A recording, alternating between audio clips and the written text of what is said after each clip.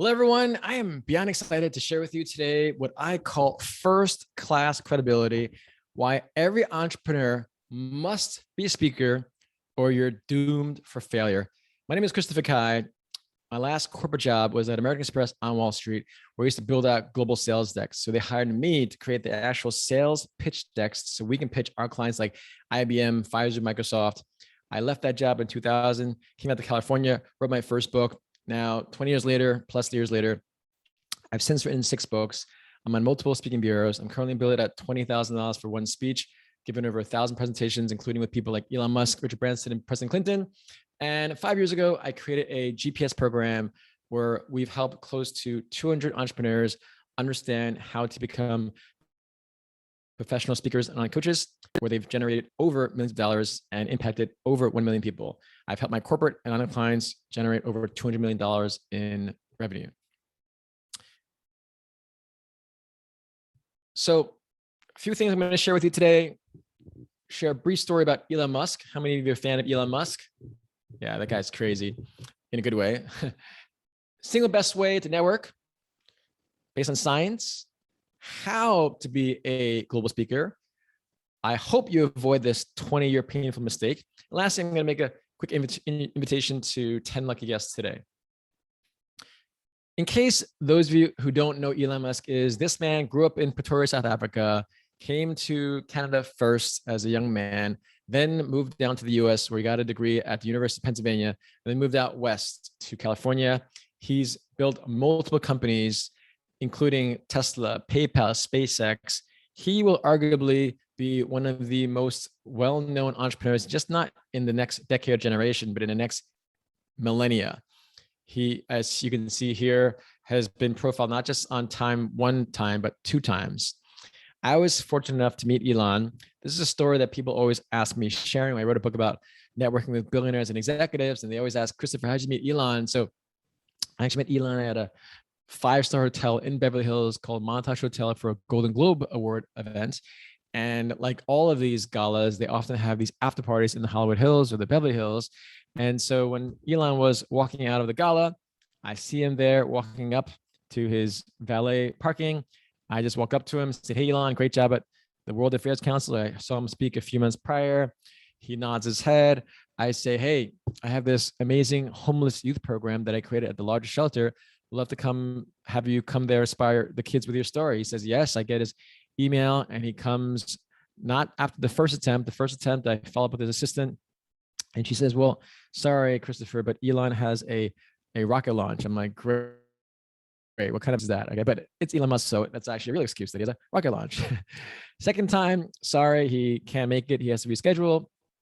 Third time, however, his security detail, because when you're a billionaire, you have actually security details. He calls me up, says, Christopher, this is Paul Castaneda. I work with Elon Musk. I'd love to do a walkthrough of the shelter. So I'm like, whoa, this is real now. So on the third attempt, Elon does come by. I get to interview him for 30 minutes and quite blessed and humbled for him, Elon, to say to me during an interview, wow, you really know a lot. So why I tell you this story, it doesn't matter whether you want to be a millionaire, billionaire, whether you want to find investors, clients, colleagues, strategic partners, it doesn't matter. It really comes down to who's in the room. We hear this phrase all the time. You got to work the room, Christopher, you got to work the room. No, you don't have to work the room. Most of the times when I meet people, they're working the wrong room. You have to work the right room. Meaning, if I have a realtor client and they want to sell a $1 million property, well, it probably helps to know that the person in the room should be making at least $250,000 a year. Otherwise, they're not going to be able to afford a $1 million property. And if you're going to places where they're all teachers or they're all social workers or they're all retailers, none of these, of course, they're all great people. I'm just saying, if you're going to sell them a house for $1 million, that's probably not the right room. Now, contrast that where if you are a videographer or photographer and you go to a real estate conference and you have 100 people there that are all realtors, guess what? You're in the right room. The point is, don't waste your time networking if you're in the wrong room. There's actually 4 levels of networking. Traditional networking is where you go to an event, pass out a business card. Where does that go? Mostly in the trash, gathering dust. around your shelf, your coffee table, or your desk. It doesn't go anywhere. Second thing is what it's called science-based networking. Where a guy named Ron Burt, he studied networking and he found that networking actually is a science and is actually the single best predictor for your career success. And then the third and fourth one is what I call big game networking, where again, if you're going to find investors, who do you want to find in this room? Tell me who you want to find. Okay.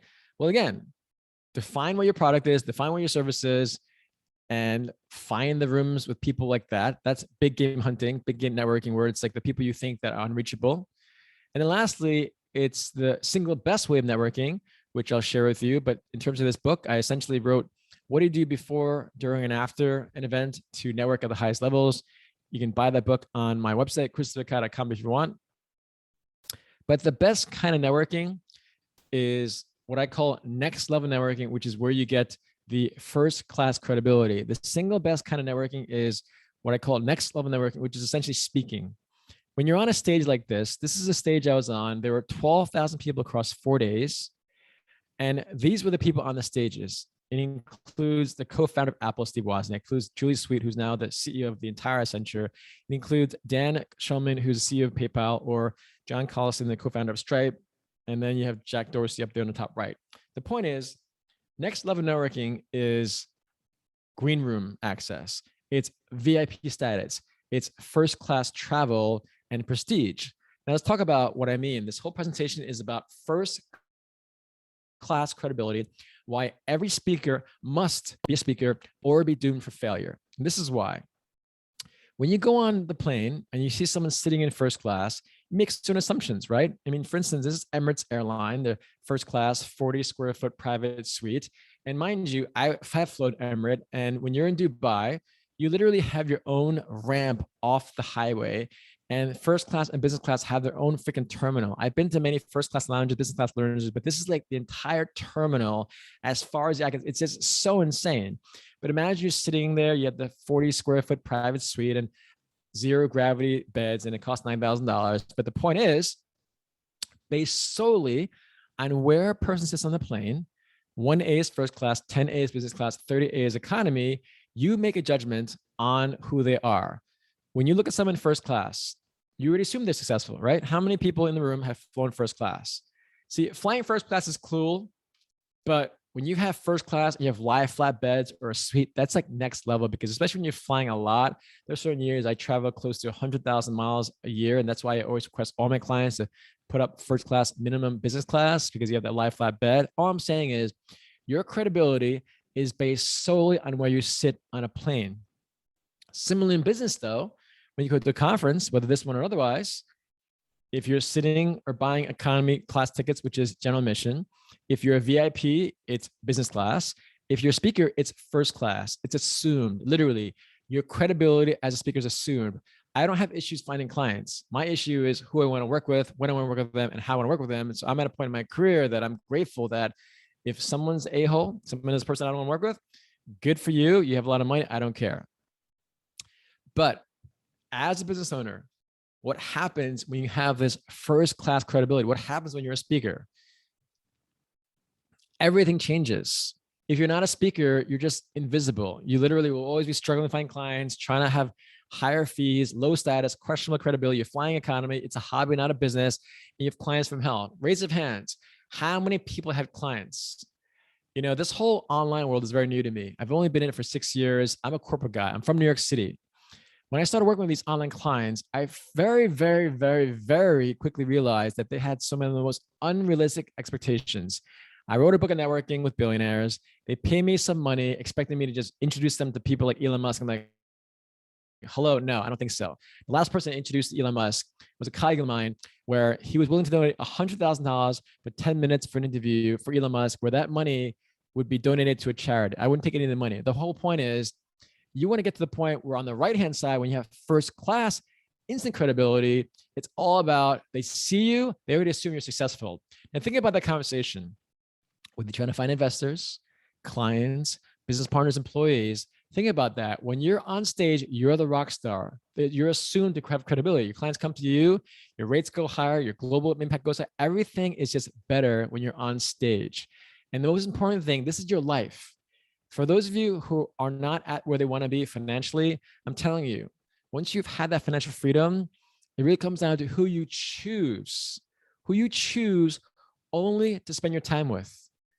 I'm at a point, like I said, in my career, I only work with people I want to work with. I only hang out with people I want to work with. I don't care how much money you have. I don't care how famous you are. I've met so many people that are famous, have money. It doesn't matter.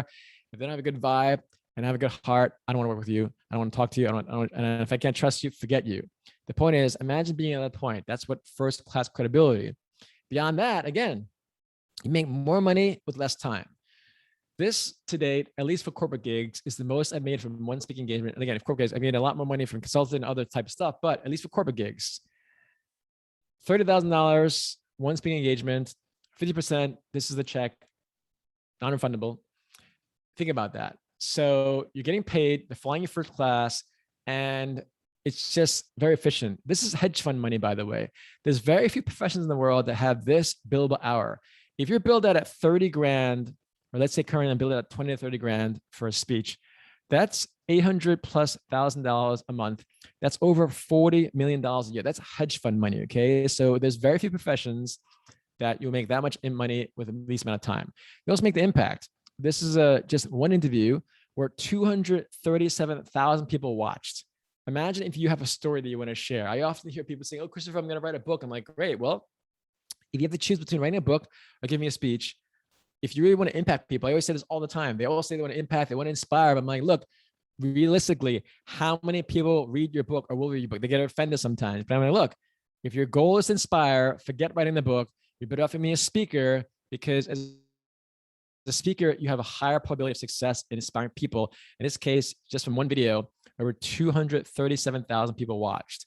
And lastly, when you're a speaker, whether it's just so fun, where a client of mine paid me 5 figures to speak at a castle, put me up in this beautiful castle on a 900-acre estate where the royal family got to meet as well. Their family at one point owned all the land from Belfast to Dublin.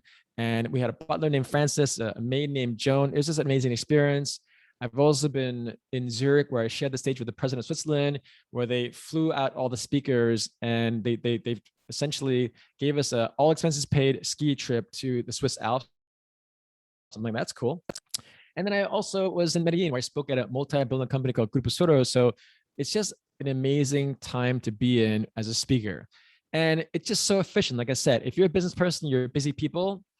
This is how I got to this conference here, right? I mean, our conference in general, it's literally a 5-minute pitch. I sent them an article that they called me the billionaire networker. And this guy, that one of the organizers said, yeah, definitely bring him here. Okay. But that's the beauty and efficiency of first-class credibility as a speaker. This is why if you don't speak, you're just kind of doomed. And let me explain how easy it can be, especially online. On the left-hand side, I've already mentioned to you, this is a bit harder to speak at this scale. But on the right-hand side, can you speak in front of 8 people? I'm pretty sure you can, right? So your credibility determines your success or doom. I read an Inc. magazine article, and they found that 96% of companies fail within 10 years. And again, think about this. What is a business? Why do we look at an Apple logo and we're excited? Because it's an Apple product. Why do we look at this little swoosh thing that's Nike? Why do we look at Louis Vuitton LV and all of a sudden it's this expensiveness? It's because of the brand. This is why these luxury brands like Tesla, SpaceX, Google, these luxury brands, this is why they're successful, because they have a built-in credibility. When you buy an iPhone, you already know it's going to work well, right? But you're not an iPhone. You don't have a business like that, right? That's why it's so important as a speaker, you have instant credibility. And it really comes down to one simple question. No matter what business you're in, I don't care if you're in insurance, you're in real estate, you're in wealth management, you are selling fans or solar panels, it doesn't matter. You will be Googled by your client, and you will either be invisible, visible, or an expert. So go ahead and take out your phone. How many of you actually have Googled yourself before? You should. If you're in business, you need to Google yourself often. You need to have other people you don't know Google you, because when you start Googling yourself often, then it changes the algorithm. So you always want to have someone that you don't know, a complete stranger, Google you, and you'll see what they see of you. Because again, go ahead. Anyone want to volunteer? Again, you're either invisible, just put your first and last name, visible, or an expert. So how are you going to be a speaker or business owner or have credibility of any sort if you are literally invisible? And if you Google me, I didn't pay any SEO. The first thing you see, if you Google me, is my website. It says leadership, Beverly Hills. It says, you see me with Elon Musk and TEDx talk, and I'm sharing the stage with the president. That's a speaking bureau called Big Speakers, and I'm speaking at Google. The reason why one of my clients, Shelly, who's now a business partner of mine, she Googled me and she saw me speaking at Google. So again, there's no better social proof when you Google someone and they're literally speaking at Google and they say they're a speaker. If I say I'm a networker and I network billionaires and you see a picture of me with Elon Musk, I didn't just take a picture of the guy, I actually interviewed him, okay? And think about this. Do you think there's a price tag for credibility? Well, there actually is when you're a speaker. Like I said, I'm on multiple speaking bureaus. Bureaus are just fancy words for agents. But when you're on a speaking bureau, you're in the top 1% of speakers in the world. You will see Richard Branson on this website. You'll see Steve Wozniak. You'll see all the top tier speakers. This is like the major leagues of speaking. I'm currently billed at $20,000. That's just for domestic rates. It's more for international. But again, this is the branding part where I tell all my clients, because I have clients that hire me to speak, and then I have entrepreneurs that invest in my programs where I teach them how to become paid speakers. And this is what I'm build that out. It's not about what you say you do. It's about what you can show. Because if you can't show it, you really aren't what you say you are. Because again, we live in the world of Google where you're either invisible, visible, or expert. And this is why it's so important. And it perhaps sounds sad for me to say this so bluntly, but you are going to be doomed for your business success if you're not a speaker. Show of hands, tell me who you admire as a leader. Okay. Again, all those people you mentioned are all speakers.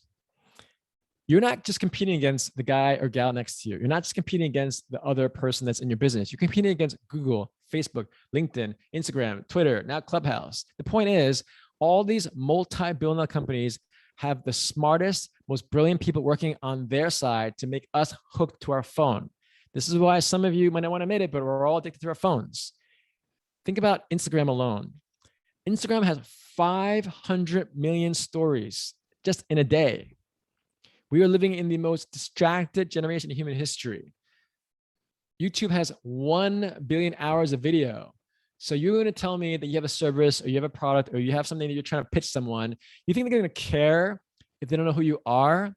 But it matters if you're a speaker, they already see you as an elevated person, as an authority, because you're a speaker. Does that make sense? So now let me teach you how to be a speaker, because I've shared with you the Elon Musk story. I've shared with you about why you have to really network at the highest level, which is next level networking, which is first class credibility. Let me just share with you how to actually be a global speaker. It really comes down to 3 simple things. You have to have 3 stories. It all sounds simple, but it's not that simple when you dive into it. For instance, recently I have a new sales guy I've been training. I spent 30 hours helping him create a 15-minute pitch deck. Let me say that again. I spent 30 hours helping him create a 15-minute pitch deck, because though I've been doing this for 20 plus years, I give him 1,000 presentations, but he's new at this game of public speaking. If you want to be successful, you have to have your story down pat. And there's 3 stories you need to share with any client, any customer, any colleague, because if they don't know you, if they can't relate to you, why should they care? And more importantly, why should they trust you? So first story is get personal. For me, born and raised in New York City. My mom was a former school teacher. My dad's a former case manager, i.e. social worker. Didn't have any money, no access, no connection. They led a very humble life. On the left-hand side, you see there me in the front with my little bucket, and I'm probably trying to find some stand. And my mom took this picture. I got my bowl haircut. Don't be jealous, because I have my bowl haircut. I know it's very fashionable before it was fashionable. And on the left back, you have my brother Eddie and my oldest brother Tim. And you can see my brother Eddie's in his own world. And then brother Tim, he always looks back at us because I love these guys. They're my brothers, and I'm just grateful. Next picture is in 8th grade graduating. You can see that I'm not looking very happy because I wasn't. I was punished for talking too much in class as a 1st grader. My very first memory. I had a reading disability. I was a slow learner, and I felt I was stupid. But the worst thing about being in elementary school for all 8 years was that I was the shortest kid in my class. So they parade me around. At least that's how I felt. But they'd always put the shortest kid in the class lead the line, not knowing that I was essentially destined to be a leader. But that's my picture at around 8th grade, 410. Thankfully, I had an uncle named Uncle Ding on the right-hand side who hired me at age 12, around the same time, where I had low self-esteem, I was just very sad and depressed. It was not very fun being me at the time. Thankfully, my Uncle Ding, immigrant from Hong Kong, creates his own insurance company. For all you insurance people out there, I love your business because that's how he got my start in the corporate world. Where at age 12, he hired me. And for the first time, I saw what's possible to be an entrepreneur. This is why it's so important to have coaches, mentors, trainers. It's just like in the athlete world, right? What athlete can you think of in any field, whether it's tennis, basketball, baseball, football, badminton, it doesn't matter, that does not have a coach? And when you ask business owners, if you have a coach or mentor or trainer, if you don't invest in it, like it seems so you need a coach. But again, some people, I don't need a coach. All right, great. When I had a mentor that made $100 million, trust me when I say I started understanding what it takes to make $100 million.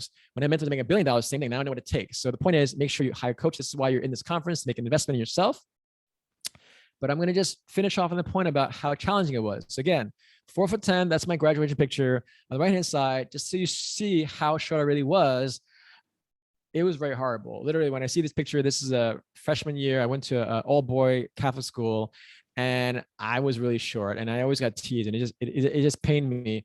But when you look at it, really, that's me at 4'10". There are people that were literally a head taller than me. And I remember when I was a 14-year-old kid, this is actually when I was 13 years old, because I have a late birthday in December, but I walk up to this girl to ask her to dance. She says yes. She had this black fedora on, a white top, and a black skirt. She looks super hot, and I mustered the courage up to ask her to dance. She says yes.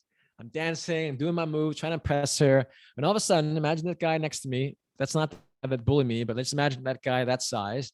He literally looks at me, laughs in my face. He picks me up as if I'm just like a bowling ball, just juggles me in his hand, shakes me in his hand, and puts me back down. And I look at the girl, she looks at me. I'm so mortified. I literally walk away. And it's honestly one of the most humiliating, most depressing, and most just unforgettable moments where this man, I don't even call him a male, this boy who's in a man's body chose to bully me and taught me how little I can be. But thankfully, I didn't take that to heart, because ultimately here I am with you. So hopefully, if any of you have ever had those experiences, remember this statement: don't allow your past scars to predict your future successes. I'm going to say it again. Don't allow your past scars, whether emotional, spiritual, mental, emotional, physical, they're not those past scars like I have that I'm showing you right now, to predict your future success. Allow that to be your fire. Allow that to be your purpose. Allow that to be the burning thing, because you can get through it and you will get through it. Okay. So share your personal story, because if they don't know you, they don't trust you, they don't relate to you, why would they want to work with you? Okay. So make sure you share those vulnerabilities. Next is get professional. If you're not someone that they aspire to be like, if you're not cool, if you're not doing things that they want to be like, why the heck should they hire you, right? So if I say I have a speaking program called GPS, if I say I've helped 200 plus entrepreneurs, they've booked Fortune 500 stages, they've booked TEDx stages, they've made millions of dollars, they've built their brand up, all those things I told you before where everything changes, I've helped close to 200 people, okay? That's just for GPS, by the way. I've helped tens of thousands of people with networking and other things, right? But if I say to you, I'm going to help you get on stages, well, I've headlined, or I was scheduled to headline with Gary Vee last year. This year, I spoke to all of Gary Vee's employees with Andrew, who's a friend of mine. She's the CMO of VaynerX. So I'm headlining at the highest levels, at least personal development space, right? But I was headlining with heads of state, right? With whether it's the former president of Mexico, or Secretary of Defense Chuck Hagel, former, or Aaron Huffington. And again, my clients, I'm telling you, going back to the professional, if I say I have a GPS speaker training program, which again, whatever you guys are doing service-wise, you have to show examples of how you've helped your clients. So in this case, I'm sharing my professional story where, yes, I've been doing this for 20 plus years. And by the way, I never even considered being a coach. I am happy as a speaker. I love traveling, love flying first class, love traveling, inspiring, making money, doing what I love. But when people kept asking me, Christopher, have you ever considered creating an online coaching program? You do weekly calls, group calls. It's not too much out of your time. All right, I'll try it out. And I started this program 5 years ago, and now we have clients in close to 120 cities, 30 countries, and 6 continents.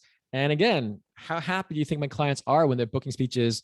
Shazad, who's a 20-year-old young woman who booked her first paid speech at a key in Sweden and made $4,000. But this is just an example of my professional story that I'm sharing with you, where both corporate and online clients that I've worked with, I've helped them make over $200 million.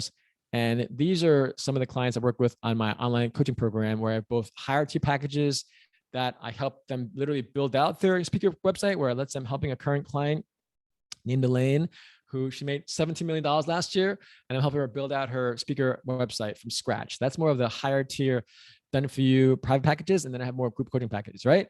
So again, 2 stories. What are the 2 stories that you have to share? First one is what? Good. It's your personal story. If you're not relatable, why would they want to work with you? Second one is you have to share a professional story where the aspirational brand. If you're not doing things that your client can aspire to be, why the heck would they even want to work with you? Okay, remember, don't be modest. You can't be a business owner if you're modest, because who's going to brag for you? Okay. Lastly, this is what I see most often not happen. Sometimes people might share their personal story, but not doing it that well. Sometimes people might share what they do, but they do it too much because they're bragging about themselves. You need to brag about your client. So the 3 stories are your personal story, your professional story, but the most important is your client stories. According to McKinsey, that studied consumer marketing and consumer results and sales success, 31% of your success in sales, write that down, 31% of your success in sales, according to McKinsey, they studied tens of thousands of people around the world, came down to what they called consumer-driven marketing. Consumer, i.e. your clients, are telling you how awesome you are. So for instance, I say I'm going to take all of you out to a beautiful Italian restaurant. I pick the place. You look at the Yelp reviews, it says 3.2. You want a bar. If you say, Christopher, no, thank you. But thanks, no, thank you. My point is, every person that says awesome things about you is better that they do that, because that's 31% more effective. So again, brag about your clients. Let's say this guy, Eric, I helped him connect him to his first client. This is almost close to maybe 10 years ago. Maybe it's 6 years. I forgot actually. But I connected him with a guy that made $100 million. He made $2+ million in just 2 years. Now his company's valued at $75 million. I have him on video saying it all started with Chris. Again, based on the book I wrote. So share your client testimonials. In my GPS program, which is my core focus now. So again, I have online programs for high level networking, and I have online programs for speaking. It's really, I teach people how to connect and communicate better. But Dragana literally was so scared to death that she wouldn't even speak for a Facebook Live. I sat down next to her on the left-hand side. She had over 2,000 views. And you can imagine when she was like, holy mackerel, I had 2,000 views for my first Facebook Live. She has 200+ likes. And then within 2 years, she was already speaking at a global conference. And again, she's saying to me, all the tips Chris taught me were phenomenal. GPS programs. So again, whatever you're doing in your business, make sure you share client testimonials, because it's 31% more successful. Stop talking about yourself. I know you're great. I know you might have great hair like mine, maybe not as great, but I'm just saying the whole point is, do you want to be 31% more successful? I meet so many people that just talk about themselves. Stop talking about yourself. Listen better, ask open-ended questions, but most importantly, talk about your clients. Here's Ashley. She helped her last company make over $2 billion. I helped her book her first TEDx talk stage. Imagine how happy she was for that. Adam was one of my rock stars. This guy booked $12,000 for his first speech. I keep track of my clients. He's both a friend now and business partner. The dude's crushing it. He made $150,000 in the last few months. He made $100,000 just from a podcast, a free podcast that I taught him how to do. Now he charges people to be on his podcast. All I'm saying is, again, show the results they get. In this case, Adam is crushing it. Sterling, he made his first $1 million recently, and he spoke in front of 86,000 people. But again, notice how he screenshots it. He says, virtual fake. Yes, that's many. Thanks, Chris, for all your support. Just having your clients say how awesome you are is so much more compelling. How many percentage more compelling is it? Anyone want to guess? Again, 31% more successful. Keith was already a millionaire when I met him, multimillionaire probably as well. He's built over 50 companies, but he wanted to impact people. Again, some of my clients, 5-6 figures, they're usually on my group coaching program, but the 7 to 10 figures, they're mostly on my Done For You, where I build out websites for them. So I helped Keith build out his website. I helped him write his book. He got a #1 bestseller, helped him book speeches, but it's just so fun and cool. But he's on stage and showing them on stage. And then you have Joanna, who has worked with Tony Robbins. So amazing. She already made 10 grand in just 2 months. And most recently, Shelly, though she hired me 2 years ago to speak at a Castle event, I also helped her. We did 2 events together, and she made close to 100 grand in just 2 events. So I'm going to end off with a few things. I really stress that if you want to be a speaker, if you want to be a business owner that lasts and stands test of time, you really, really, really, really want to consider being a speaker, because I don't care if you're doing it once a day, once a week, once a month, or once a year. Once you say you're an international speaker, whether online or offline, it immediately builds up your brand, your prestige. Because if you don't do that, you will be literally invisible. And I can't stress that more. And you don't want to spend 20 years figuring this stuff out. This is literally the trajectory. For 14 years, I was pretty much flatlined. I was from $0 to $50 to $5,000, but I shot up in 2015. Surprise, surprise. That's also the same year I wrote my book about networking with billionaires. And so it's all about the branding and networking. So please don't struggle. This is why you come to these events. This is why you hire, you invest in people. Find people that you admire from their personal story and professional story, you trust, and then let them do the work for you. So special offer, just text to this number, first class. I'll send you details. We're doing an event in less than a week. It's 1 day training. I'm billing at $20,000. It's going to be a lot more affordable than that. But text right now. Go ahead and take out your phone right now. Text that number. Awesome. Thank you so much. If you have any questions, happy to answer them. But thank you so much for your time today.